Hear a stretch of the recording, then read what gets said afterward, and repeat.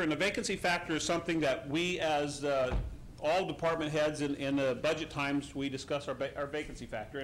And the working definition of a vacancy factor is a position that's been funded by this board, and the department head, for one reason or another, has made a decision not to fill that position, and then that cost savings will be used for other expenses. And so the vacancy factor is a suggested unfilled number of people that we should not have.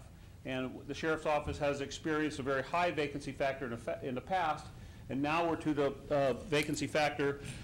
The numbers represent the pay periods there, where we have a 10% vacancy factor in the jail and a 3% vacancy factor in patrol. And if you average them together, I know 10 and 3 don't average together exactly to be 6, but the 6% is a vacancy factor which we're currently experiencing.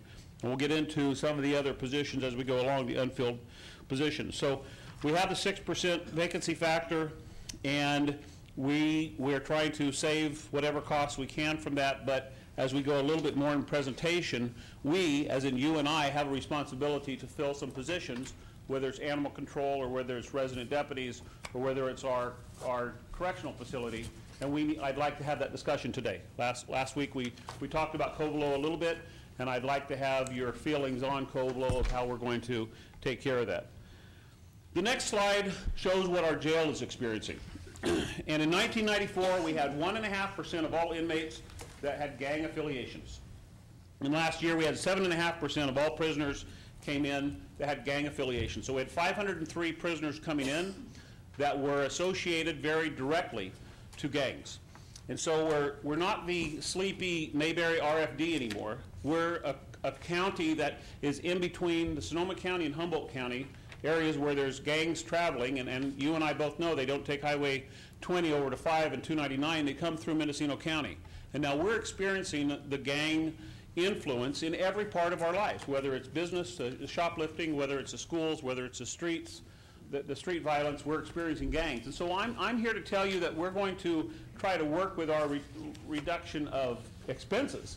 But there's some things that are way out of our control. I would imagine if I took a poll of everybody in this room, we'd have a 100% unanimous vote that gangs should leave our county. Well, it's not that kind of democracy, because gangs aren't going to get up and leave our county. We're still going to have that 7.5% gang factor that comes into our jail, which causes a great increase in our cost of running the jail operation. In chart 2, let's talk about the average number of prisoners that we book in our jail each year. And I'm not trying to justify this. I'm trying to tell you what we're doing to control our costs. But just 2 years ago, we averaged 16 bookings a day, and now we're averaging 18 bookings a day. Last year, we had 6,556 bookings into our jail. And when you're booking 18 prisoners a day, and each booking is 1.5 to 2 hours, that's what caused us to have the major jail remodel 2 years ago, which we'll get into the costs here in just a little bit. These are everyday expenses that I have no control over. I wish that I had a magic wand to take care of all the crime in our county, but of course we don't.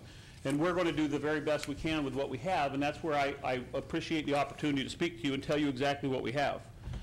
Our jail is 22 years old. It was built to last 20 years, and I'm not in front of you right now asking for a new jail, but I'm telling you that right now the maintenance for that jail is very expensive.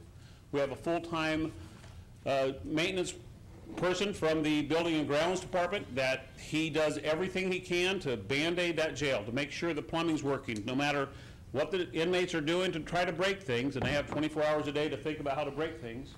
He has 40 hours a week to try to fix things, and he does a very, very good job, and we're very thankful for General Services, and specifically to Tim Garrison for finding very novel ideas to fix some of the problems we have in the jail. And it's a teamwork concept, and I'm very appreciative. Our daily population, you know that our staffing hasn't increased. And I'm going to tell you, 2 years ago, we had our daily population of 333. That's the bad news. The good news is through home monitoring and through work release, we're down to having in custody out of the 374 people that the courts have told us to have in custody, we only have to have 290 in custody because the work release has taken out 21% and home detention has taken out 2%. And these are things that we're working through we have a coordinator, a correctional officer, and she does nothing but work to increase the work release inmate numbers and the home detention numbers because we want to get these people out of here. We want them to get into some kind of program where they're not costing the taxpayers $77 a day, as well as hopefully improving their life where they're not going to be a burden on society by being inside of our jail. So these are numbers that we absolutely have to deal with. We can't MTO corrections deputies when we have 290 people a day in our correctional facility. 290 people a day equates to almost 1,000 meals a day. And the laundry facilities, the medical facilities, everything has to be operated. So we don't have the ability to arbitrarily cut 10% when the crooks aren't cutting 10%. The crooks are actually going up in numbers. And so I implore you to think about, when we're talking about reductions, of things that we can reduce, but more importantly, I want you to really and truly think of things that we can't reduce, because these are factors that we all wish would come down. But as long as we have people breaking the law, as long as they're going through court, and as long as judges are sentencing them to our facility, these are our responsibility. And we're charged with making sure that we give them the safe and humane care and the medical treatment that they legally deserve. So that's where our costs come in. Classification. I want to talk a little bit about administrative segregation, and there's a purpose for this. I want you to look at, in 2006, well, let me tell you what administrative segregation is. Administrative segregation is an inmate that comes in basically that doesn't play well with others, whether he or she is a gang member, whether they're a prisoner who has a history of assaulting other inmates or assaulting staff, whether they're a severely mentally ill prisoner, and yes, we have severely mentally ill prisoners because sometimes there's no other place to put them. Whereas 2 years ago we had 45 of those people a day, now we have 53.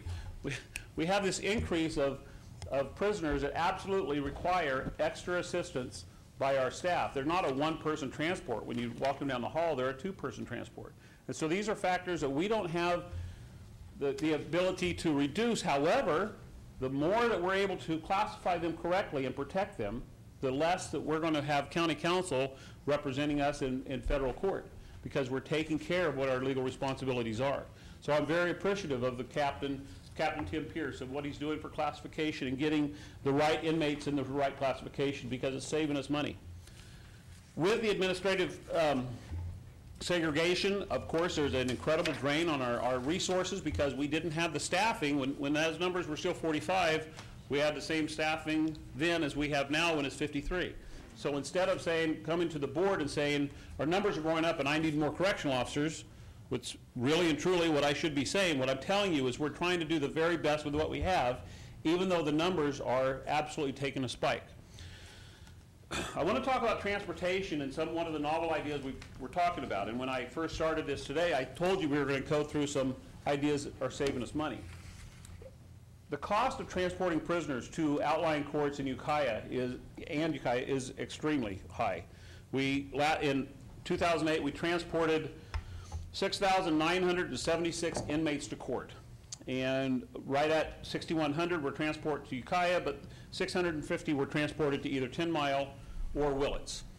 And we're also charged when an inmate is serving time outside of Mendocino County, whether in a state prison or another county jail, and they have a court proceeding here, the courts demand that we pay for the cost of going and getting the inmate and bringing him or her back, whether it's a family custody issue, and yes, we have to pay sheriff's office expenses to go pick up an inmate to come back to Mendocino court for a family custody issue, or whether it's for additional criminal charges. So all these charges are coming through, all these transportation costs are mounting, and people maybe have never asked who pays them. And I'm here to tell you that we pay them. The county of Mendocino pays for these costs, and in the past, we had a team of overtime deputies that were transporting around the state.